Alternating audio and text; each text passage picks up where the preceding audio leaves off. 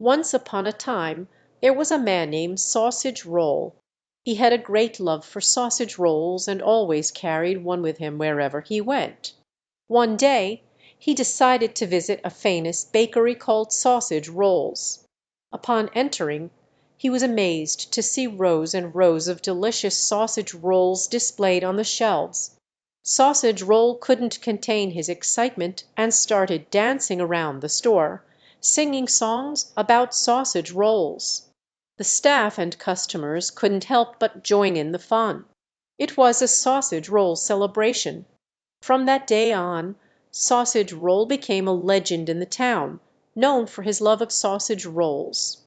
And they all lived happily ever after in a world filled with sausage rolls. Prompt St. a colorful assortment of sausage rolls arranged in a whimsical pattern, ready to be enjoyed.